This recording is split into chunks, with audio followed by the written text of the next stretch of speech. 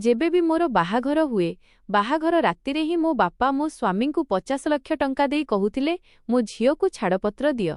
मु एपर्यंत अनेक छाड़पत्र नहीं सारिथिली, मात्र सबुबेले बापा मोते जबरदस्त बाहाघर करी छाड़पत्र कराई देउथिले एवं कारण किछि भी कहू नथिले। किंतु माँ मोते सेही रातिरे मिठा सरबत देउथिले, जाहाकु पीबा परे मु सोई जाउथिली एवं सकाळे जेतेबेले आखि खोलुथिली समस्ते मोते अजब नजररे देखुथिले। एथर मु भाबी नेइथिली जे मु सरबत पीबार अभिनय करिबि। जेमिति मु सोइबार अभिनय करिबाकु लागिली मो पाद तळु जमीन खसीगला, कारण मो स्वामी मो सामनारे बसी मोते बड़ गभीर भावरे देखुथिले। जेतेबेले कि मु बाहाघर स्टेज उपरे कन्या होई बसी निज भितरे ही संकुचित होई जाउथिली। मु अपेक्षा करुथिली जे से मो सौंदर्यर प्रशंसा करंतु, मात्र तांकु एमिति बसी बसी जेतेबेले बहुत डेरी होई गला मु निज ओढणा उठाई देखिली तो मु कहि पकाइली जे कोन कथा आपण मते एहिपरि काहेकि घुरी घुरी देखुछंती। रबिंग नजर एबे भी मो चेहरारे जमा होई रहिथिला। से कहिबाकु लागिले जे तुमे अत्यंत सुंदर श्वेता। 2 मास पूर्वरु आमर निर्बंध होइथिला। तुम पूर्वरु मध्य मो मां मो पई अनेक झियंक प्रस्ताव नै जाइथिले, मात्र मोते कोनोसी भी झियो पसंद आसी नथिला। जेतेबेले मु तुमर फोटो देखिली गोटिए मुहूर्त पई सेही समय थमिगला परि लागिला। मोते तो बुझी हेउनी जे केही एते सुंदर केमिति होई पारे। रवि मोर प्रशंसा करिबाकु लागिले तो मो देहरे जीवन आसिला। मु एबे हसी हसी तांको कथा सुनिबाकु लागिली। मोते सेही समयरे तांको कथा सुनिबा बहुत भल लागुथिला। से कहि चालिथिले एवं मु शांतिरे तांको कथा सुनि जाउथिली। श्वेता, मु मांकु कहिली जे मोते झियोटी दिल ओ जानरु पसंद। माँ मध्य भगवानंकु धन्यवाद कले जे चाल थिले बे मो पुअर घर बसिजिब। मु मो बापा मांकर एकमात्र पुओ, सेथिपाई तांकु मो बाहाघरर बहुत शीघ्र थिला। मु मध्य कहिली जे शीघ्र निर्बंध ओ शीघ्र बाहाघर करिदियो एवं मु अधिक अपेक्षा करि पारिबि नाही। एवं मो माँ मो कथा मानिगले। एवं एबे देखंतु ना जे तुमे मो बोहू होई सेज उपरे मो सामनारे बसिछ। आउ गत 2 मास मोते आदौ काटी नथिला। मु गोटिए गोटिए दिन गणी गणी अतिबाहित करिथिली।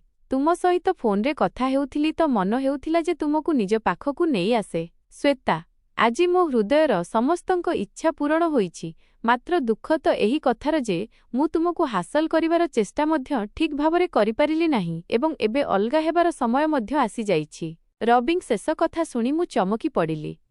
मु कहिली, रवि आपण ए कोन कहुछंती? भगवान न करंतु जे आमे केबे अलगा हेबा। रवि दुखरे मोते देखिले। तापरे से कहिले, मु जेबेठारु कोठरीकु आसीथिली एही कथा भाबुछि जे तुमे अधिक गुरुत्वपूर्ण ना 50 लाख। मो हृदय तुम ना नेइछि, मात्र मुंड कहुछि जे 50 लाख किछि छोट अंक नुहे।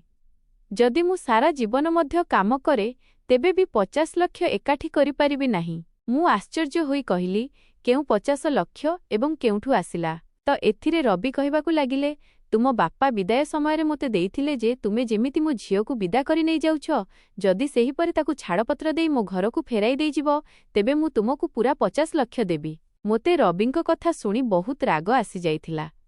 मु कहिली, आपणक मुंड तो ठीक अछि ना? मो बापा मो बाहाघर पई केते चिंतित थिले एहा आपण जानि नाहांती। से बहुत खोलताड़ करी मो संपर्क स्थिर करिथिले, कारण बापा कहुथिले जे श्वेतांक बाहाघर जीवनव्यापी बंधन होइथाए। सेथिपाई मु बहुत भाबी चिंती तुमर बाहाघर करिबी। एबे एमिति केमिति होई पारे जे मो बापा ही मो छाड़पत्र कराइबाकु चाहुछंती? आपण निश्चय मो सहित किछि खराब मजाक करूछंती, मात्र मु आपणकु सफा सफा कहिदिए मोते एही प्रकारर मजाक आदौ पसंद नुहे। एहा सत जे मु आपणकु बहुत भल पाए, मात्र एही मजाक कारणरु जदि मु आपणक उपरे रागी गली तेबे केबे मानिबि नाही। रवि कहिले, प्रिय श्वेता, तुमे मोते क्षमा करिदेब, मात्र मु बहुत मजबूर होई जाइछि। सेथिपाई मु निज पूरा होश हबासरे तुमकु छाड़पत्र देउछि। रवि गोटिए निश्वासरे सबु किछि कहि मोते निजठारु अलगा करिदेले। जेतेबेले कि मु तांकु मिनती करिबाकु लागिथिली, मु तो केबे स्वप्नरे भी एहा भाबी नथिली जे मो सहित एपरि भी होई पारे। बाहाघर स्टेज उपरे ही मोते छाड़पत्र मिलिजिब। मो आखिरु लुह बहिबाकु लागिला। तो रवि कहिले, बस बस एबे कांदिबार समय नुहे। मोते डर लागुछि जे तुम बापा एबे निज निष्पत्ति न बदलांतु ओ टंका भी न मिलू। चाल शीघ्र उठ, मु तुमकु तुम घरे छाड़ी आसुछि। मोते हली भी हेउ नथिला, मात्र रवि मो हाथ धरि नेले एवं मोते घोषाड़ी निज साथीरे बाहरकु नेई आसिले एवं गाड़ी रे बसाई मो घरर दरजा पर्यंत आनिले। रवि बेल बजाइले तो दरजा बापा ही खोलिथिले। ବାପାଙ୍କ ଆଡ଼କୁ ଦେଖି ରବି କହିଲେ, ଏ ନିଅନ୍ତୁ ଅଙ୍କଲ ଆପଣଙ୍କ ଅମାନତ। ଏବେ ମୋତେ ମୋର ଟଙ୍କା ଦେଇଦିଅନ୍ତୁ ଯାହାଫଳରେ ମୁଁ ଏଠାରୁ ଚାଲିଯାଏ। ମୋ ଆଖି ଆଗରେ ମୋ ବାପା ରବିଙ୍କୁ ନୋଟ୍ରେ ଭର୍ତ୍ତି ହୋଇଥିବା ଗୋଟିଏ ବ୍ୟାଗ୍ ଦେଇଥିଲେ। ରବି ଫେରିଗଲେ ତ ବାପା ମୋ ହାତ ଧରି ମୋତେ ଘର ଭିତରକୁ ନେଇ ଆସିଥିଲେ। ସେ ମୋତେ ସୋଫାରେ ବସାଇଲେ ଏବଂ ମୋ ହାତ ଧରି କହିବାକୁ ଲାଗିଲେ ଯେ ଭଗବାନଙ୍କ ଲକ୍ଷ ଲକ୍ଷ ଶୁକ୍ରିୟା ସେ ତୁମ ଜୀବନ ନଷ୍ଟ ହେବାରୁ ବଞ୍ଚାଇ ଦେଲେ। ମୁଁ ଏବେ ଭୋ ଭୋ ହୋଇ କାନ୍ଦିବାକୁ ଲାଗିଥିଲି। ମୁଁ କହିଲି, ବାପା ମୋତେ କୁହନ୍ତୁ ଏହା ଆପଣ ମୋ ସହିତ କ'ଣ କଲେ? ଆପଣ ମୋତେ କାହିଁକି ଅପମାନିତ କରାଇଦେଲେ? ମୁଁ ତ ଶୁଣିଥିଲି ଯେ ବାପା ନିଜ ଝିଅମାନଙ୍କ ଘର ବସାଇବା ପାଇଁ ବହୁତ କିଛି କରିଯାଆନ୍ତି, ମାତ୍ର ଆପଣ ତ ମୋ ସ୍ୱାମୀଙ୍କୁ 50 ଲକ୍ଷ ଦେଇ ମୋ ଛାଡ଼ପତ୍ର କରାଇଦେଲେ। ମୁଁ ଏବେ ଛାଡ଼ପତ୍ରର ମୋହର ମଥାରେ ସଜାଇ କେଉଁଠି ବୁଲିବି? କାନ୍ଦି କାନ୍ଦି ମୋର ହିକ୍କା ବନ୍ଦ ହୋଇଯାଇଥିଲା। ଏତିକିବେଳେ ମା ମୋ ପାଇଁ ମିଠା ସରବତ କରି ଆଣିଲେ ଏବଂ ମୋତେ କହିବାକୁ ଲାଗିଲେ, ମୋ ଝିଅ ଏହି ସରବତ ପିଇଦିଅ। ମାଙ୍କ କଥା ଶୁଣି ମୁଁ ଚିତ୍କାର କରି ଉଠିଥିଲି। ମୁଁ କହିଲି, ମା ମୋ ଘର ଉଜୁଡ଼ି ଯାଇଛି। ମୁଁ ବାହାଘରର ପ୍ରଥମ ରାତିରେ ହିଁ ଛାଡ଼ପତ୍ର ନେଇ ଘରକୁ ଫେରି ଆସିଛି। ଏହି ସବୁ ପଛରେ ଆଉ କେହି ନୁହେଁ ବରଂ ମୋର ନିଜର ବାପା ଅଛନ୍ତି। ଏମିତିରେ ଆପଣ ମୋତେ ସାନ୍ତ୍ୱନା ଦେବା ବଦଳରେ ନିଜ ସ୍ୱାମୀଙ୍କ ଗିରିବାନ ଧରିବା ବଦଳରେ ମୋ ପାଇଁ ମିଠା ସରବତ ନେଇ ଆସିଛନ୍ତି। ମୋତେ କୁହନ୍ତୁ କ'ଣ ଏଠାରେ କୌଣସି ମଜାକ ଚାଲିଛି? ମା ମୋର 2 ହାତ ଧରି ନେଇଥିଲେ। ଯେତେବେଳେ କି ବାପା କହିଲେ ରବି ସହିତ ବାହାଘର ହୋଇସାରିଥିଲା, ସେହି ସମୟରେ ଜଣେ ସମ୍ପର୍କୀୟ ମୋ କାନରେ ଆସି ମୋତେ କହିଲେ, ରବି ତୁମ ପୂର୍ବରୁ ମଧ୍ୟ ଅନେକ ଝିଅଙ୍କୁ ବାହା ହୋଇସାରିଛି। ଏହା ସବୁ ଶୁଣି ତ ମୁଁ ଆଶ୍ଚର୍ଯ୍ୟରେ ପଡ଼ିଗଲି, ମାତ୍ର ମୁଁ ଭାବିଲି ଯେ ବୋଧହୁଏ ଏହା ମିଥ୍ୟା ଖବର ହୋଇଥିବ। ସେଥିପାଇଁ ମୁଁ ନିଜ ଜରିଆରେ ଖୋଜି ଲଗାଇଲି ତ ମୁଁ ଜାଣିଲି ଯେ ରବି ସତରେ ଭଲ ପୁଅ ନୁହେଁ ଯିଏ ତୁମ ଜୀବନ ନଷ୍ଟ କରିଦିଅନ୍ତା। ତୁମେ ମୋର ଏକମାତ୍ର ଝିଅ। ନିଜେ କୁହ ମୁଁ ତୁମ ଜୀବନ ନଷ୍ଟ ହେଉଥିବା କେମିତି ଦେଖିପାରିଥାନ୍ତି? ମୁଁ ତାଙ୍କୁ କହି ପକାଇଲି, ବାପା ପ୍ରଥମେ ଆପଣଙ୍କ ଜରିଆ କେଉଁଠି ମରିଯାଇଥିଲା? ଆପଣ ପ୍ରଥମେ ଏହି କଥାର ଯାଞ୍ଚ ପଡ଼ତାଳ କାହିଁକି କରାଇଲେ ନାହିଁ? ନିର୍ବନ୍ଧ ଭାଙ୍ଗି ଯାଇଥାନ୍ତା, ତଥାପି ମୋତେ ଏତେ ଦୁଃଖ ହୋଇ ନଥାନ୍ତା। ଏବେ ତ ମୁଁ ବାହାଘର ପରେ ଛାଡ଼ପତ୍ର ନେଇ ଆସିଛି। ନିଜ ସାଙ୍ଗମାନଙ୍କୁ କ'ଣ ମୁହଁ ଦେଖାଇବି? ଲୋକେ ତ ମୋତେ ପରିହାସ କରିବେ ନା? ବାପା କହିଲେ, ଲୋକଙ୍କ ପାଇଁ ମୁଁ ତୁମ ଜୀବନ ଖରାପ ହେବାକୁ ଦେଇଥାନ୍ତି। ଏହା ଶୁଣି ଘରର ଅତିଥିମାନେ ବାରଣ୍ଡାକୁ ଆସିଗଲେ। ସେମାନେ ତ ଏହି ଦୃଶ୍ୟ ଦେଖି ଆଶ୍ଚର୍ଯ୍ୟ ହୋଇ ରହିଗଲେ। ମା ଶୀଘ୍ର ମୋତେ ସେହି ମିଠା ସରବତ ପିଆଇ ଦେଲେ। ଏବେ ମୋ ଆଖି ଆଗରେ ଅନ୍ଧାର ଛାଇଯିବାକୁ ଲାଗିଲା। ମୋ ମୁଣ୍ଡ ଶୂନ ହେବାକୁ ଲାଗିଲା। ଚାରିଆଡ଼େ ନୀରବତା ଛାଇଗଲା। ଦେଖୁ ଦେଖୁ ମୁଁ ବହୁତ ଗଭୀର ନିଦରେ ଶୋଇଯାଇଥିଲି। ଅଗ୍ରଲେ ଦିନ 2ଟା ବେଳେ ଯେତେବେଳେ ମୋ ଆଖି ଖୋଲିଲା, ମୁଁ ମୋ ବେଡ୍ ଉପରେ ଶୋଇଥିଲି। ମୋତେ ବହୁତ ଅଜବ ଲାଗୁଥିଲା। ମୋ ମୁଣ୍ଡ ଚାରିପାଖର ପରିବେଶକୁ ଚିହ୍ନିବାରେ ଭୁଲ କରୁଥିଲା। ମୁଁ ଏହା ହିଁ ଭାବୁଥିଲି ଯେ ମୁଁ ଏଠାରେ କ'ଣ କରୁଛି। ତାପରେ ମୋ ମୁଣ୍ଡରେ ରାତିର ଦୃଶ୍ୟ ଘୂରିବାକୁ ଲାଗିଲା ଏବଂ ମୋର ତ ଛାଡ଼ପତ୍ର ହୋଇଯାଇଛି। ଏହି କଥା ଭାବୁ ଭାବୁ ମୋ ହୃଦୟ ବୁଡ଼ିଗଲା ପରି ଲାଗିଲା। ମୁଁ ଶୀଘ୍ର ଉଠି ବସିଲି ଏବଂ ଦୌଡ଼ି ଦୌଡ଼ି ବାହାର ବାରଣ୍ଡାକୁ ଆସିଗଲି। ସବୁ ଅତିଥି ଫେରିଯିବାର ପ୍ରସ୍ତୁତିରେ ବ୍ୟସ୍ତ ଥିଲେ, କିନ୍ତୁ ଯେମିତି ସେମାନଙ୍କ ନଜର ମୋ ଉପରେ ପଡ଼ିଲା, ତେବେ ସେମାନେ ମୋତେ ଅଜବ ନଜରରେ ଦେଖିବାକୁ ଲାଗିଲେ। ଅତିଥିମାନଙ୍କ ଆଖିରେ ମୋ ପାଇଁ ରାଗ ନଥିଲା କିମ୍ବା ତାତ୍ସଲ୍ୟ ନଥିଲା। କିଛି ଏମିତି ଥିଲା ଯାହାକୁ ମୁଁ ଅନୁଭବ କରିପାରୁ ନଥିଲି। ମା ମୋତେ ଦେଖିଲେ ତ ମୋ ହାତ ଧରି ମୋତେ ନିଜ ସହିତ କୋଠରୀକୁ ନେଇଗଲେ। କହିବାକୁ ଲାଗିଲେ, ଶ୍ୱେତା ତୁମେ ମନ ଛୋଟ କର ନାହିଁ। ମୁଁ ତୁମ ଘର ନିଶ୍ଚୟ ବସାଇବି ଏବଂ ଏକ ଏମିତି ଲୋକକୁ ତୁମ ଜୀବନସାଥୀ କରିବି ଯିଏ ତୁମକୁ ଶିର ଆଖିରେ ବସାଇ ରଖିବ। ତୁମକୁ ଦୁନିଆର ସବୁ ଖୁସି ଦେବ। ତୁମେ ନିଜ ମନ ଛୋଟ କର ନାହିଁ ଝିଅ। ଯେତେବେଳ ପର୍ଯ୍ୟନ୍ତ ସମସ୍ତ ଅତିଥି ଚାଲିଗଲେ ନାହିଁ, ମୁଁ ମାଙ୍କ କୋଠରୀରେ ହିଁ ଚୁପ୍ ହୋଇ ବସି ରହିଲି। ମୋ ଭିତରେ ଏତେ ସାହସ ନଥିଲା ଯେ ମୁଁ କାହାର ସାମ୍ନା କରିପାରିବି। ଯେତେବେଳେ ଶବ୍ଦ ବନ୍ଦ ହେଲା, ମୁଁ ନିଜ କୋଠରୀକୁ ଫେରି ଆସିଲି। ମୁଁ ନିଜ ମୋବାଇଲ ଉଠାଇଥିଲି ଏବଂ ରବିଙ୍କ ସହିତ ନିଜ ପୁରୁଣା ଚାଟ୍ ପଢ଼ିବାକୁ ଲାଗିଲି। ସେଇ ପ୍ରତି ମେସେଜରେ ମୋତେ ନିଜ ଭଲ ପାଇବାର ଇଜହାର କରିଥିଲେ। ସେ ସବୁବେଳେ ସାଥ ଦେବାର ପ୍ରତିଜ୍ଞା କରିଥିଲେ। ତାଙ୍କର ପ୍ରତି ମେସେଜରେ ଏହା ହିଁ ଲେଖାଥିଲା ଯେ ସେ ମୋତେ କେବେ ଏକା ଛାଡ଼ିଯିବେ ନାହିଁ। କ'ଣ ଏମିତି ବି ହୋଇପାରେ ଯେ ଏପରି କଥା କହୁଥିବା ଲୋକ ଧୋକାବାଜ ହୋଇପାରେ? ମୋ ହୃଦୟରୁ ଏହି କଥା ଯାଉ ନଥିଲା ଯେ ନା ଏମିତି ହୋଇ ନପାରେ। ତେବେ ମୋତେ ନିଜ ବାପାଙ୍କ ଉପରେ ବହୁତ ଘୃଣା ହେବାକୁ ଲାଗିଥିଲା। ତାଙ୍କ କାରଣରୁ ମୋ ଘର ଭାଙ୍ଗିଗଲା। ମୁଁ ଲୋକଙ୍କୁ ଡରିବାକୁ ଲାଗିଲି। ସେଥିପାଇଁ ଘରୁ ବାହାରକୁ ବି ବାହାରୁ ନଥିଲି। ଯେତେବେଳେ କି ବାପା ଏସବୁ ଦେଖୁଥିଲେ ତ ଅତ୍ୟନ୍ତ ଦୁଃଖରେ ବୁଡ଼ି ଯାଉଥିଲେ। ସେ ମୋତେ କହୁଥିଲେ, ଶ୍ୱେତା ତୁମେ ବାହାରକୁ ବାହାର, ବୁଲ, ନିଜକୁ ଏମିତି ଘରେ ବନ୍ଦୀ କରି ରଖ ନାହିଁ।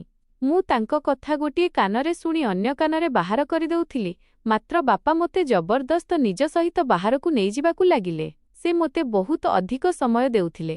ସେ ମୋତେ ସବୁବେଳେ ବୁଝାଉଥିଲେ। ଦିନେ ମୋତେ କହିବାକୁ ଲାଗିଲେ, ତୁମକୁ ଚକୋଲେଟ୍ ପସନ୍ଦ ନା? ମୁଁ ହରେ ମୁଣ୍ଡ ହଲାଇଲି। ତେବେ କହିବାକୁ ଲାଗିଲେ ଯେ ତୁମେ ଚକୋଲେଟ୍ ଖାଇବା ପାଇଁ କେଉଁ ସୀମା ପର୍ଯ୍ୟନ୍ତ ଯାଇପାରିବ। ତ ମୁଁ କହି ପକାଇଲି ଯେ ପାପା, ମୁଁ ତ ପାହାଡ଼ରୁ ବି ଡେଇଁ ପାରିବି। ତେବେ ପାପା କହିଲେ, ଆଉ ଯଦି ତୁମ ସାମ୍ନାରେ ପ୍ରଥମେ ମୁଁ ଗୋଟିଏ ପଟେ ବିରିୟାନୀ ରଖିଦିଏ ଏବଂ ଗୋଟିଏ ପଟେ ଚକୋଲେଟ୍, ତ ତୁମେ କେଉଁ ଜିନିଷକୁ ବାଛିବ? ମୋତେ ହସ ଆସିଗଲା ଏବଂ ମୁଁ କହିଲି ଯେ ଗୋଟିଏ ବି ମିନିଟ୍ ନଷ୍ଟ ନକରି ମୁଁ ବିରିୟାନୀ ହିଁ ଖାଇବି, କାରଣ ବିରିୟାନୀ ସାମ୍ନାରେ ଚକୋଲେଟ୍ର ଭଲ ପାଇବା ମନରୁ ଗାୟବ ହୋଇଯାଏ। ତେବେ ପାପା କହିଲେ, ଶ୍ଵେତା, ତୁମେ ରବିଙ୍କ ପାଇଁ କେବଳ ଏକ ଚକୋଲେଟ୍ ଭଳି ହୋଇସିୟତ ରଖଥିବା, ଯେତେବେଳେ କି ଟଙ୍କା ତାଙ୍କ ପାଇଁ ବିରିୟାନୀ ଭଳି।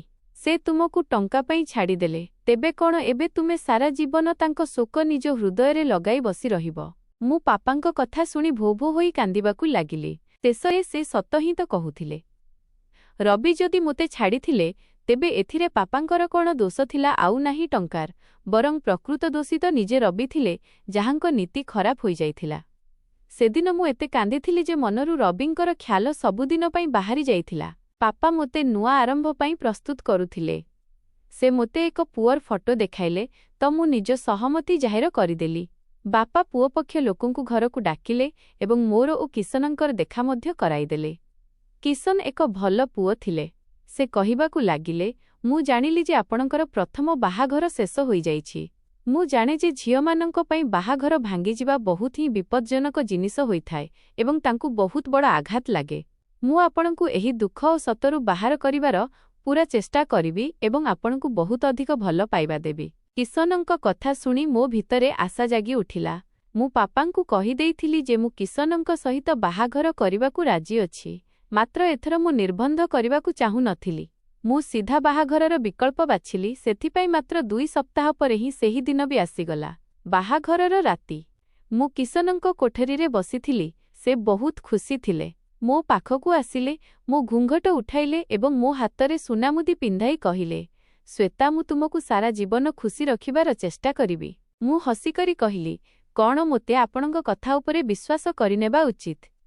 କିଶନ ହରେ ମୁଣ୍ଡ ହଲାଇଲେ ଏବଂ କହିଲେ, ଜୀବନ ବାଜି ଲଗାଇଦେବି, ମାତ୍ର ଆପଣଙ୍କ ଆଖିରେ କେବେ ଲୁହ ଆସିବାକୁ ଦେବି ନାହିଁ। ତେବେ ହଠାତ୍ କିଶନଙ୍କ ଫୋନ୍ ଘଣ୍ଟି ବାଜିବାକୁ ଲାଗିଲା। ସେ ଫୋନ୍ ବାହାର କରି କାନରେ ଲଗାଇଲେ, ତ ତାଙ୍କ ଚେହେରାର ହସ ହଠାତ୍ ଗାୟବ ହୋଇଗଲା। ସେ କହିବାକୁ ଲାଗିଲେ, ଆପଣ ଏ କ'ଣ କହୁଛନ୍ତି? ମୁଁ ଆପଣଙ୍କ କଥା ବୁଝିପାରୁ ନାହିଁ। ଫୋନ୍ କରୁଥିବା ଲୋକ ତାଙ୍କୁ କିଛି କହିବାକୁ ଲାଗିଲା। ତାଙ୍କ କଥା ଶୁଣି କିଶନ କହିବାକୁ ଲାଗିଲେ ଯେ ମୁଁ ଆପଣଙ୍କ କଥା ଉପରେ କେମିତି ବିଶ୍ୱାସ କରିବି? ଅନ୍ୟପଟେ ସେହି ଲୋକ ଜଣକ ଜାଣିନାହିଁ ତାଙ୍କୁ କ'ଣ କହିଲେ। କିଶନଙ୍କ ଚେହେରାରେ ହଠାତ୍ ହସ ଆସିଗଲା। କିଶନ ଫୋନ୍ ବନ୍ଦ କରିଦେଲେ ଏବଂ ମୋ ହାତ ଧରି କହିଲେ, ଶ୍ଵେତା, ମୁଁ ତୁମକୁ ଛାଡ଼ପତ୍ର ଦେବାକୁ ଚାହୁଁଛି। ତାଙ୍କର ଏହି ଶବ୍ଦ ମୋ ହୃଦୟରେ ହାତୁଡ଼ି ପରି ବାଜିଲା।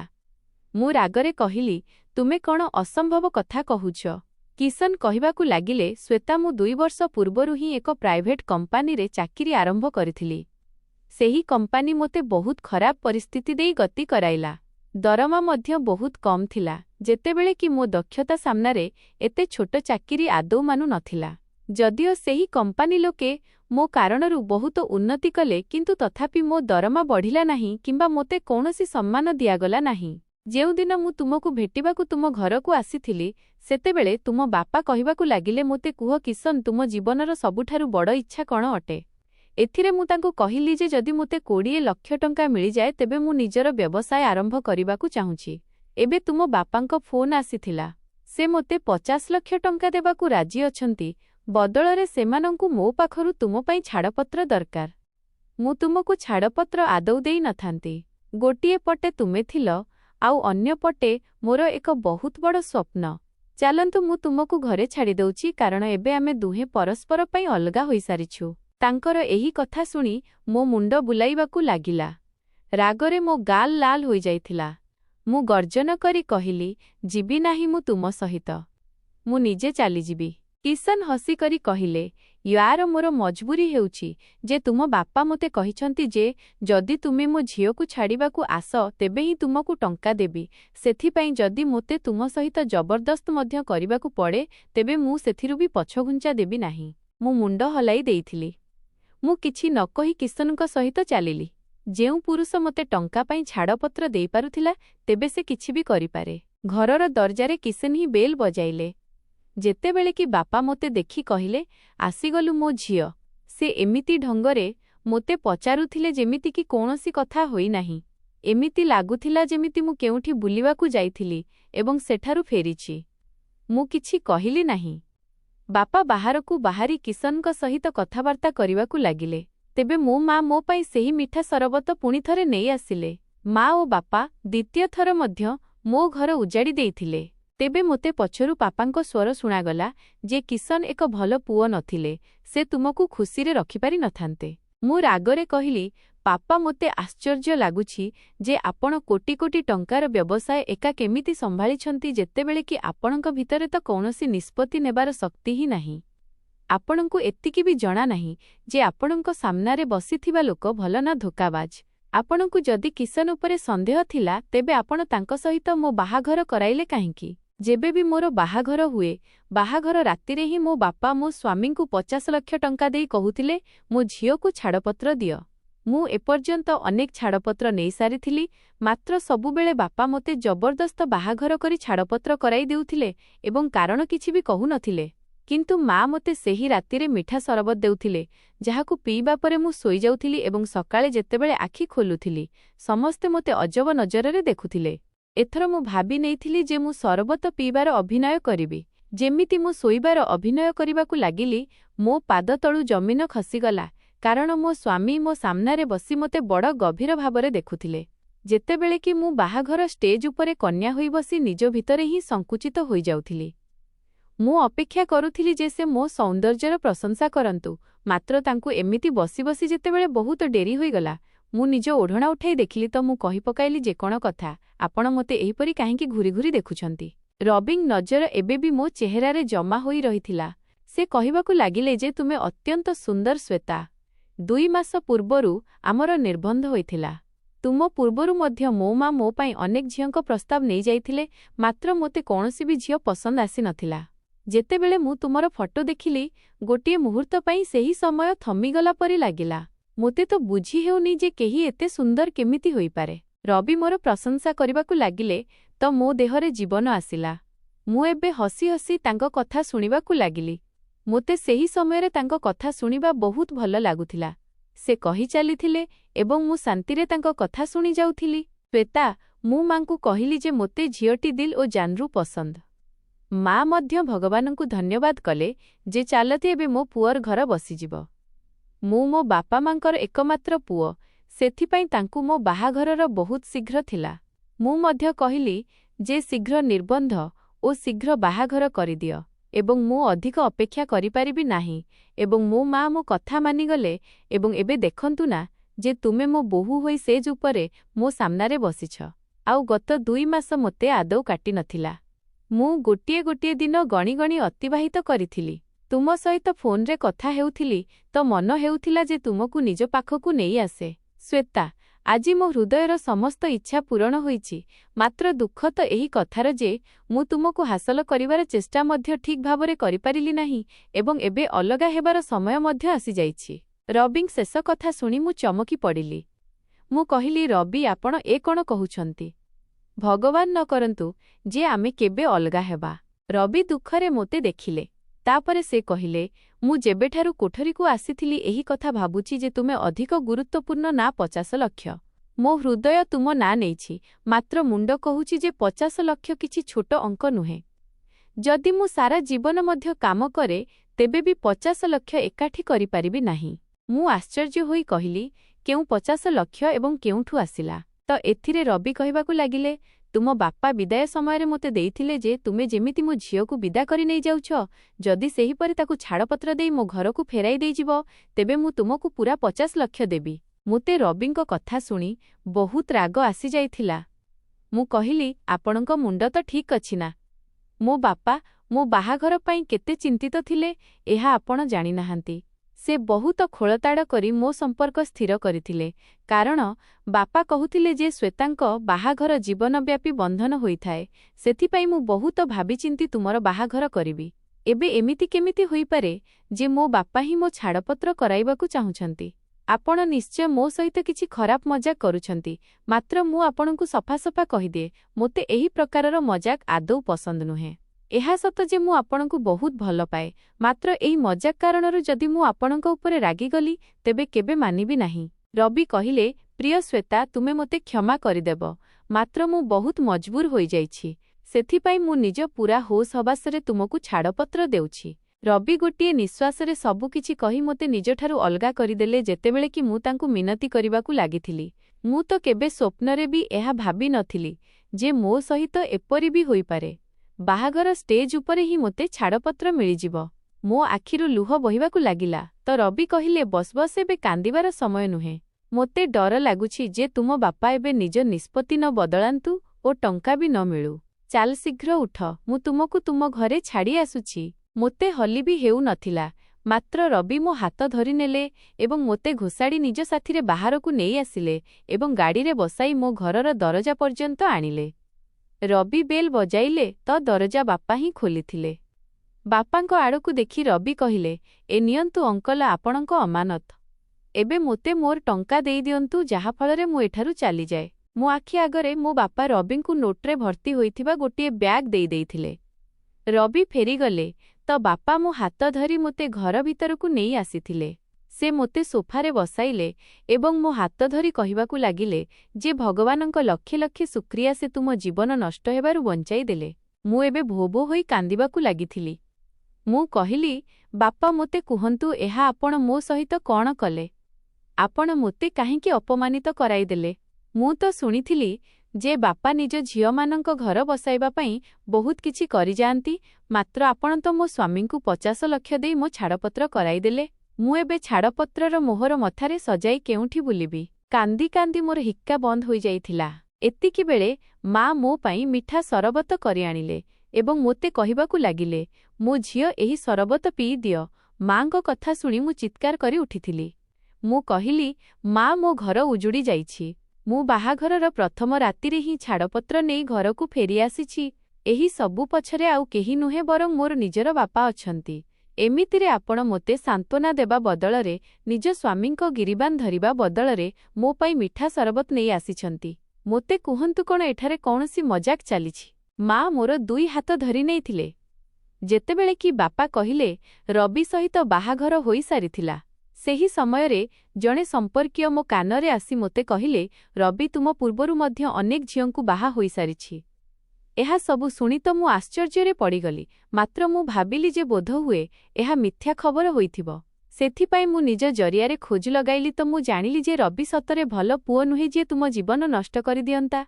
तुमे मोर एकमात्र झियो, निजे कुह मु तुम जीवन नष्ट हेउथिबा केमिति देखि पारिथांती? मोर गर्जनरे मो मा हलिगले एवं कहिबाकू लागिले, झियो एही सरबत पी दियो, एथिरे तुमकू शांति मिलिबो। मु नारे मुंड हलाइली, मात्र मा जबरदस्त मोते सरबत पियाई देले एवं सरबत पीवा मात्रे मोते शांति मिलिगला। मोते निद आसीगला। परदिन मु बहुत डेरीरे उठिथिली। दिन बाहारी जाइथिला। मु सोईकरी उठिली तो मो घरर चाकर माने मोते बहुत आश्चर्यरे देखुथिले। मोते बुझी हेउ नथिला जे एसबु कौन हेउछि। एबे मु निजकू निज कोठरी भितरे बंद करि देइथिली। मु काहा सहित मिलामिशा करू नथिली। बापा दिने मो पाखकू आसिले एवं कहिबाकू लागिले जे केते दिन होई गलाणी। मु तुमकू अपेक्षा करी रहिथिली जे तुमे बाहारकू आसिबो, आम सहित मिसिबो, कथाबार्ता करिबो, मात्र तुमे तो आमठारु दूरता बनाई नेइछ। मु कहिली, बापा मोते कुहंतु आपण मोर छाड़पत्र काहींकी कराइले? बापा कहिबाकू लागिले, झियो केतेबेले केबे निज संतानर भल पई कष्टकर निष्पत्ति नेबाकू पड़िथाए। नचे दुनियारे एमिति केउ बापा थिबे जे एहा चाहिबे जे तांको झियोकू कष्टकर परिस्थितिर सामना करिबाकू पड़ू। मो बसरे थिले तो तुम पाद मध्य निज हाथ पापुलीरे रखंती, मात्र एही दुनिया अटे झियो। एही धन एवं संतान लोकर परीक्षा पाई ही अटे। मु जहा किछि भी कली बहुत कष्टरे कली। मु आदौ एमिति करिबाकू चाहू नथिली। मु मुंड हलाई देली एवं कहिली, बापा एहा शेष थर थिला। मु एबे आपणकू मोर अनुभव एवं मोर भावना सहित खेलिबार अनुमति देबी नाही। बापांको एही कथा सुनी मोते लागिला जेमिति मो शरीररे आउ रक्त नाही। मु पत्थर पालटी जाइथिली। मु बापांकू चाही रहिथिली, जिए बारंबार मो जीवन सहित खेलुथिले। ବାପା କହିଲେ, ହଁ ହଁ ନିଶ୍ଚୟ ସେମିତି ହିଁ ହେବ, ଯେମିତି ତୁମେ କହିବ। ସେହି ଦିନ ପରେ ମୁଁ ବାପା ଏବଂ ମାଙ୍କ ସହିତ ବସିବାକୁ ଲାଗିଲି। ମୋ ହୃଦୟରେ ବହୁତ ପ୍ରଶ୍ନ ଥିଲା। ବାପା ମୋତେ ଛାଡ଼ପତ୍ର କାହିଁକି ଦେଉଥିଲେ? କଣ ମୋର ଦୁଇ ସ୍ୱାମୀ ବହୁତ ହିଁ ଖରାପ ଥିଲେ? ଯଦି ଖରାପ ହିଁ ଥିଲେ, ତେବେ ବାପାଙ୍କୁ ଏହା ବିଷୟରେ ପ୍ରଥମରୁ କାହିଁକି ଜଣା ନଥିଲା? ବାହାଘର ରାତିରେ କଣ କୌଣସି ଗୁପ୍ତଚର ରହି ତାଙ୍କୁ କହୁଥିଲା ଯେ ତୁମ ଝିଅର ସ୍ୱାମୀ ଭଲ ନୁହେଁ, ତାଙ୍କୁ ଛାଡ଼ପତ୍ର କରାଇଦିଅ। ଚାଲ, ଏହା ମଧ୍ୟ ମାନିଲି ଯେ ବାପାଙ୍କୁ ଜଣାପଡ଼ିଯାଉଥିଲା। ତେବେ ସେ 50 ଲକ୍ଷ ଟଙ୍କାର ରାଶି ଦେଇ ହିଁ ମୋତେ ଛାଡ଼ପତ୍ର କାହିଁକି କରଉଥିଲେ? ମୁଁ ଏବେ ଏହିସବୁ ପ୍ରଶ୍ନର ଉତ୍ତର ଖୋଜିପାରି ନଥିଲି ଯେ ବାପା ମୋତେ କହିଦେଲେ ଯେ ସେ ମୋର ତୃତୀୟ ବାହାଘର କରିବାକୁ ଚାହୁଁଛନ୍ତି। ମୁଁ ତ ବାପାଙ୍କ କଥା ଶୁଣି ହିଁ ହୋସ୍ ହରାଇ ଦେଇଥିଲି। ମୁଁ କହିଲି, ନା ନା ବାପା, ଏବେ ବସ୍ ହେଲା। ମୁଁ ଆପଣଙ୍କୁ ନିଜ ଜୀବନ ସହିତ ଖେଳ କରିବାର ଅନୁମତି ଦେବି ନାହିଁ। ବାପା କହିଲେ, ଝିଅ, ଏଥର ମୁଁ ତୁମ ପାଇଁ ବହୁତ ଭଲ ପୁଅ ଖୋଜିଛି। ମୁଁ କହିଲି, ବାପା, ଯଦି ମୋ ପାଇଁ ପୁଅ ଆକାଶରୁ ମଧ୍ୟ ଓହ୍ଲାଇ ଆସେ, ତେବେ ବି ମୁଁ ତୃତୀୟ ଥର ବାହାଘର କରିବି ନାହିଁ। ବାପା ମୋ ସାମ୍ନାରେ ହାତ ଯୋଡ଼ିଦେଲେ ଏବଂ ଭୋ ଭୋ ହୋଇ କାନ୍ଦିବାକୁ ଲାଗିଲେ। ସେ କହିଲେ, ମୁଁ ଯେବେ ଯେବେ ତୁମକୁ ଦୁଃଖୀ ଦେଖେ ତ ମୋ ହୃଦୟ ଖଣ୍ଡ ଖଣ୍ଡ ହୋଇଯାଏ। ମୋ ଝିଅ, ମୋତେ କ୍ଷମା କରିଦିଅ। ମୁଁ ଯଦି ତୁମକୁ ଏମିତି ହିଁ ଦୁଃଖୀ ଦେଖୁ ରହିବି, ତେବେ ନିଜ ଜୀବନରୁ ହାତ ଧୋଇଦେବି। ମୁଁ ତ ବାପାଙ୍କ କଥା ଶୁଣି ହିଁ ବହୁତ ଡରି ଯାଇଥିଲି ଯେ ସେ ଏହି ସୀମା ପର୍ଯ୍ୟନ୍ତ ବି ଯାଇପାରନ୍ତି। ମୁଁ କହିଲି, ବାପା, ଆପଣ ମୋତେ ବାଧ୍ୟ କରନ୍ତୁ ନାହିଁ। ବାପାଙ୍କ ଲୁହ ଥମିବାର ନାଁ ଧରୁ ନଥିଲା, ସେଥିପାଇଁ ମୁଁ ତାଙ୍କ କଥା ମାନି ନେଲି। ମୁଁ ତୃତୀୟ ବାହାଘର ପାଇଁ ତୟାର ହୋଇସାରିଥିଲି। ମାତ୍ର ଏଥର ନା ତ ମୋ ହୃଦୟ ଏବଂ ନା ହିଁ ମୋ ମୁଣ୍ଡ ଏହି କଥାର ଅନୁମତି ଦେଉଥିଲା। ବସ୍ ଏକ ବାଧ୍ୟତା ଥିଲା, ଯାହା ମୋତେ ନିଭାଇବାକୁ ପଡୁଥିଲା। ମୋର ତୃତୀୟ ବାହାଘରର ରାତି ମଧ୍ୟ ମୋର ପୂର୍ବ ବାହାଘର ପରି ହିଁ ବିତିଥିଲା। ମୋର ତୃତୀୟ ସ୍ୱାମୀ ମଧ୍ୟ ମୋ ବାପାଙ୍କ କହିବାରେ ଆସି ମୋତେ ଛାଡ଼ପତ୍ର ଦେଇଦେଇଥିଲେ। ମୁଁ ଦୁଃଖ ଏବଂ ରାଗରେ ପାଗଳ ହୋଇଯାଇଥିଲି। ମୋତେ ବୁଝି ହେଉନଥିଲା ଯେ କଣ କରିବି। ହୃଦୟ ଚାହୁଁଥିଲା ଯେ ପୂରା ଦୁନିଆକୁ ନିଆଁ ଲଗାଇଦିଏ ଏବଂ ନିଜ ବାପାଙ୍କ ଘରୁ ପଳାଇଯାଏ। ମୋର ତୃତୀୟ ସ୍ୱାମୀ ମଧ୍ୟ ମୋତେ ମୋ ବାପାଙ୍କ ଘରେ ଛାଡ଼ି ଚାଲିଯାଇଥିଲେ। ଏବେ ମୋତେ ନିଜ ବାପାଙ୍କ ଉପରେ ଘୃଣା ହୋଇଯାଇଥିଲା। ବାପା ଯଦି ଏସବୁ କରୁଥିଲେ, ତେବେ ମା ତାଙ୍କୁ କାହିଁକି ଅଟକାଉ ନଥିଲେ ଏବଂ ସେ ମୋ ପାଇଁ ମିଠା ସରବତ ନେଇ କାହିଁକି ହାଜର ହୋଇଯାଉଥିଲେ? 1 ମାସ ହିଁ ଶାନ୍ତିରେ ବିତିଥିବ ଯେ ବାପା ପୁଣି ଥରେ ମୋ ବାହାଘରର ଜିଦ୍ ଧରିଲେ। କହିବାକୁ ଲାଗିଲେ, ମୋର ପ୍ରିୟ ଝିଅ, ମୁଁ ତୁମ ଘର ବସାଇବାକୁ ଚାହୁଁଛି। ମୁଁ ରାଗରେ କହିଲି, ମୁଁ ଆପଣଙ୍କ ମୁହଁରୁ ଦ୍ୱିତୀୟ ଥର ଏହି ଶବ୍ଦ ଶୁଣିବାକୁ ଚାହୁଁନାହିଁ। ତ ବାପା କହିବାକୁ ଲାଗିଲେ, ଯଦି ମୋ ଝିଅର ଘର ବସିପାରିବ ନାହିଁ, ତେବେ ମୋ ଘର ବି କାହିଁକି ବସୁ? ମୁଁ ତୁମ ମାଆଙ୍କୁ ଛାଡ଼ପତ୍ର ଦେଇ ତାଙ୍କୁ ନିଜଠାରୁ ଅଲଗା କରିଦେବି। ମୁଁ ବାପାଙ୍କ ଆଡ଼କୁ ବହୁତ ଆଶ୍ଚର୍ଯ୍ୟରେ ଦେଖିବାକୁ ଲାଗିଲି। କଣ ଏହା ତାଙ୍କର ଭଲ ପାଇବା ଥିଲା ମୋ ପାଇଁ, ନା ଫିର୍ ସେ ମୋତେ ବ୍ଲାକମେଲ୍ କରୁଥିଲେ? ମାତ୍ର କାହିଁକି ଏବଂ କାହିଁକି? ଏବେ ମୋ ହୋସ୍ ହବାସ ଉପରେ ସବାର ହୋଇଗଲା। ଏହାର ଉତ୍ତର ମୋତେ ଦରକାର ହିଁ ଦରକାର ଥିଲା। ସେଥିପାଇଁ ମୁଁ କହିଲି, ବାପା, ଠିକ୍ ଅଛି, ମୁଁ ବାହାଘର କରିବା ପାଇଁ ତୟାର ଅଛି। ବାପା ମୋ ପାଇଁ ପୁଅ ତ ପ୍ରଥମରୁ ହିଁ ଖୋଜି ରଖିଥିଲେ। ବାସ୍ ମୋ ତରଫରୁ ଅନୁମତି ମିଳିବାର ହିଁ ଡେରି ଥିଲା। ମୋ ବାହାଘର କରିଦିଆଗଲା। ମୁଁ ପୁଅର କେବଳ ଫଟୋ ଦେଖିଥିଲି। ବାପା କହୁଥିଲେ ଯେ ବାହାଘର ପୂର୍ବରୁ ଥରେ ମିଶିଯାଅ, ମାତ୍ର ମୁଁ ମନା କରିଦେଇଥିଲି, କାରଣ ମୁଁ ଜାଣିଥିଲି ଯେ ଏହି ବାହାଘରର ପରିଣାମ ମଧ୍ୟ ଛାଡ଼ପତ୍ର ଉପରେ ହିଁ ହେବ ଖେର। ଠିକ୍ କରାଯାଇଥିବା ମୁହୂର୍ତ୍ତ ଅନୁସାରେ ମୋର ବାହାଘର ହୋଇଗଲା ଏବଂ ମୁଁ ମୋ ଚତୁର୍ଥ ସ୍ୱାମୀଙ୍କ ସେଓ ଉପରେ ବସିଥିଲି। ସଚିନ ମୋ ପାଖକୁ ଆସି କହିବାକୁ ଲାଗିଲେ, ଶ୍ୱେତା, ମୁଁ ଏହା ପଚାରିବି ନାହିଁ ଯେ ତୁମର 3 ଥର ଛାଡ଼ପତ୍ର କାହିଁକି ହୋଇଛି। ମୁଁ ତୁମକୁ ମନ ଓ ହୃଦୟରୁ ନିଜ ଜୀବନରେ ସାମିଲ କରିନେଇଛି। ମୁଁ ହସିକରି କହିଲି, ତୁମେ ଚିନ୍ତା କର ନାହିଁ। ତୁମକୁ ଅଳ୍ପ ସମୟ ଭିତରେ ଜଣାପଡ଼ିଯିବ ଯେ ମୋର 3 ଥର ଛାଡ଼ପତ୍ର କାହିଁକି ହୋଇଥିଲା। ସେ ଆଶ୍ଚର୍ଯ୍ୟରେ ମୋତେ ଦେଖୁରହିଲେ ଏବଂ ତାପରେ ଆମ କୋଠରୀର ଦରଜାରେ କେହି ଠକ୍ ଠକ୍ କଲେ। ତେବେ ସଚିନ ଉଠି ଦରଜା ଖୋଲିଲେ। ସେ ବାହାରକୁ ଚାଲିଗଲେ, ଯେତେବେଳେ କି ମୁଁ ଧଡ଼ ଧଡ଼ ହେଉଥିବା ହୃଦୟକୁ ନିୟନ୍ତ୍ରଣ କରି ତାଙ୍କୁ ଅପେକ୍ଷା କରୁଥିଲି ଯେ ଜାଣିନାହିଁ ଏବେ କଣ ହେବ। ତେବେ ସଚିନ କୋଠରୀକୁ ଆସି କହିବାକୁ ଲାଗିଲେ, ଶ୍ୱେତା, ତୁମ ବାପା ଜଣେ ଲୋକକୁ ପଠାଇଥିଲେ। ସେ କହୁଥିଲା ଯେ ମୁଁ ତୁମକୁ ଛାଡ଼ପତ୍ର ଦେଇଦିଏ, ତେବେ ସେ ମୋତେ 50 ଲକ୍ଷ ଟଙ୍କା ଦେବେ। ମାତ୍ର ମୁଁ ନିଜ ସ୍ତ୍ରୀକୁ ନିଜର ଇଜ୍ଜତ ଭାବେ ଏବଂ ଟଙ୍କାର ଲୋଭରେ ଛାଡ଼ପତ୍ର ଦେଇପାରିବି ନାହିଁ। ଏହି କଥା ମୋର ସ୍ୱାଭିମାନ ବିରୁଦ୍ଧରେ ଅଟେ। ମୁଁ ବଡ଼ ଆଶ୍ଚର୍ଯ୍ୟରେ ନିଜ ସ୍ୱାମୀଙ୍କୁ ଦେଖୁଥିଲି। କଣ ପୁରୁଷମାନେ ଏମିତି ବି ହୁଅନ୍ତି ଯେ ନିଜ କଥାରେ ଅଟଳ ରହନ୍ତି, ଯାହାଙ୍କୁ ଟଙ୍କାର ଲୋଭ ଭାଙ୍ଗି ନପାରେ? ମୁଁ ସଚିନକୁ ପରୀକ୍ଷା କରିବା ପାଇଁ କହିଲି, ସଚିନ, ମୋର ପ୍ରଥମ ଛାଡ଼ପତ୍ର ବି ଏହି କାରଣରୁ ହୋଇଥିଲା। ମୋ ସ୍ୱାମୀ ମୋତେ ଟଙ୍କା ପାଇଁ ଛାଡ଼ି ଚାଲିଯାଇଥିଲେ। ଆପଣ କାହିଁକି ଏତେ ଭଲ ଡିଲ୍ ନିଜ ହାତରୁ ହରାଉଛନ୍ତି? ସେ ହସିକରି କହିଲେ, ଜୀବନରେ ଟଙ୍କା ହିଁ ସବୁକିଛି ନୁହେଁ। ଟଙ୍କା ତ ହାତର ମଇଳା ଅଟେ। ମୋ ବାପା ମା ଏବଂ ମୋ ସ୍ତ୍ରୀ ହିଁ ମୋ ପୂରା ଦୁନିଆ, ନା କି ଟଙ୍କା। ସଚିନଙ୍କ କଥା ଶୁଣି ମୋତେ ଲାଗିଲା ଯେ ମୋ ହୃଦୟ ଖୁସିରେ ଫାଟିଯିବ। ତାପରେ ମୁଁ କହିଲି, ସଚିନ, ଗୋଟିଏ କଥା କହିବି। ଏଥିରେ ସେ ହରେ ମୁଣ୍ଡ ହଲାଇ ଦେଲେ। ତ ମୁଁ କହିଲି, ମୁଁ ଏହି ଜିନିଷରୁ ଅଜଣା ଯେ ମୋ ବାପା ମୋ ସହିତ ଏସବୁ କାହିଁକି କଲେ। ମୁଁ ଏବେ ସତ କଥା ଜାଣିବାକୁ ଚାହୁଁଛି, ସେଥିପାଇଁ ଆପଣ ମୋ ସହିତ ଚାଲନ୍ତୁ ଏବଂ ଏହା ଜାହିର କରନ୍ତୁ ଯେ ମୋତେ ଛାଡ଼ପତ୍ର ଦେଇସାରିଛନ୍ତି। ତାପରେ ସବୁକିଛି ଜଣାପଡ଼ିଯିବ। ସଚିନ ମୋ କଥା ମାନିନେଲେ ଏବଂ ଆମେ ମୋ ବାପା ମାଙ୍କ ଘରକୁ ଚାଲିଗଲୁ। ବାପା ସଚିନଙ୍କ ସହିତ କଥାବାର୍ତ୍ତା କରିବାକୁ ଲାଗିଲେ ଯେତେବେଳେ କି ମୁଁ ଘରେ ଆସି କାନ୍ଦିବାକୁ ଲାଗିଥିଲି। ମା ମୋତେ ପୁଣି ଥରେ ସେହି ମିଠା ସରବତ ଆଣିଦେଲେ। ମୁଁ ତାଙ୍କଠାରୁ ଲୁଚି ସରବତ ଢାଳିଦେଲି ଏବଂ ଶୋଇବାର ଅଭିନୟ କରିବାକୁ ଲାଗିଲି। ଏବେ ମୋତେ 10 ମିନିଟ୍ ହିଁ ହୋଇଥିଲା ଯେ ଆମ ଘରକୁ ବହୁତ ଲୋକ ଆସିବାକୁ ଲାଗିଲେ। ପ୍ରଥମେ ତ ଜଣେ ନର୍ସ ଆସିଥିଲେ। ସେ ମୋର ଚେକଅପ୍ କଲେ ତ କହିବାକୁ ଲାଗିଲେ, ଏହାକୁ ପୁଣି ଥରେ ପାଗଳାମିର ଦୌରା ପଡ଼ିଛି। ଏହି ଝିଅ ପୁରୁଷକୁ ନିଜ ଚାରିପଟେ ସହ୍ୟ କରିପାରୁନାହିଁ, ତେବେ ଆପଣ ଏହାର ବାହାଘର କରାଉଛନ୍ତି କାହିଁକି? ଏହା ନିଜକୁ କ୍ଷତି ପହଞ୍ଚାଇବାକୁ ଲାଗିବ, ତେବେ ଆପଣଙ୍କୁ ଶାନ୍ତି ମିଳିବ। ତାପରେ ଜଣେ ଓକିଲ ଘରକୁ ଆସିଲେ। ବାପା ନର୍ସ କହିଥିବା କଥା ଓକିଲଙ୍କୁ କହିଦେଇଥିଲେ। ନର୍ସ ମଧ୍ୟ ସେହି କଥା ଓକିଲଙ୍କ ସାମ୍ନାରେ ଦୋହରାଇଥିଲେ। ତାପରେ ସଚିନଙ୍କୁ ମଧ୍ୟ ସେଇଠି ଡକାଇ ଦିଆଗଲା। ସେ କହିବାକୁ ଲାଗିଲେ, ଓକିଲ ସାହେବ, ମୁଁ ଯେମିତି କୋଠରୀରେ ପହଞ୍ଚିଲି, ମୋ ସ୍ତ୍ରୀ ମୋ ଉପରେ ଆକ୍ରମଣ କରିଦେଲେ ଏବଂ ମୋତେ ମାରିବାକୁ ପିଟିବାକୁ ଲାଗିଲେ। ତାପରେ କହିଲେ, ଛାଡ଼ପତ୍ର ଦେଇଦିଅ ନଚେତ୍ ମୁଁ ନିଜ ଜୀବନ ଦେଇଦିଏ। ସେଥିପାଇଁ ମୁଁ ଛାଡ଼ପତ୍ର ଦେଇଦେଲି। ଏମିତି ମୋତେ ଶ୍ୱେତାଙ୍କ ବାପା କହିବା ପାଇଁ କହିଥିଲେ, ମାତ୍ର ମୁଁ ଏମିତି କଲି ନାହିଁ। ମୋ ସ୍ତ୍ରୀ ସମ୍ପୂର୍ଣ୍ଣ ଠିକ୍ ଅଛି। ମୁଁ ମଧ୍ୟ ଉଠି ବସିଲି ଏବଂ ଓକିଲ ସାହେବଙ୍କୁ କହିଲି, ଏସବୁ ମୋ ବିରୁଦ୍ଧରେ ଷଡ଼ଯନ୍ତ୍ର। ମୋ ବାପା 3 ଥର ମୋତେ ଛାଡ଼ପତ୍ର ଦିଆଇଛନ୍ତି।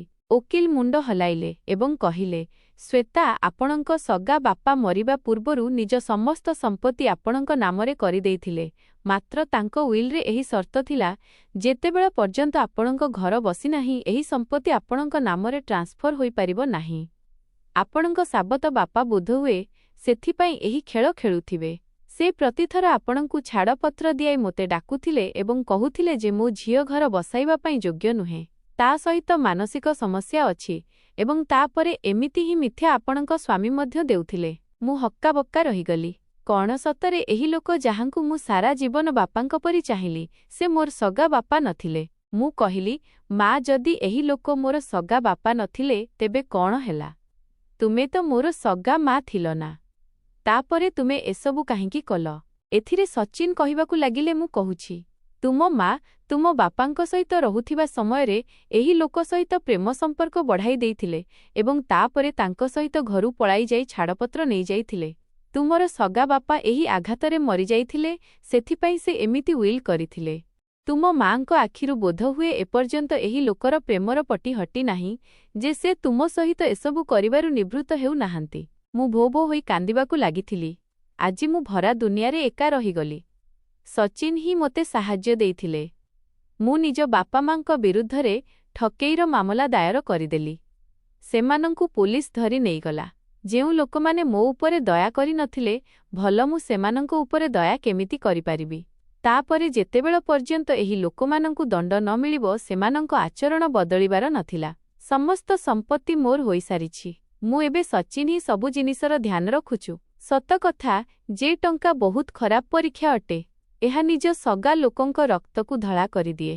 ବନ୍ଧୁମାନେ, ଆଶା କରୁଛି ଆପଣଙ୍କୁ ଆମ କାହାଣୀ ପସନ୍ଦ ଆସିଥିବ। କାହାଣୀ ପସନ୍ଦ ଆସିଛି ତ ଭିଡିଓକୁ ଲାଇକ୍ କରନ୍ତୁ।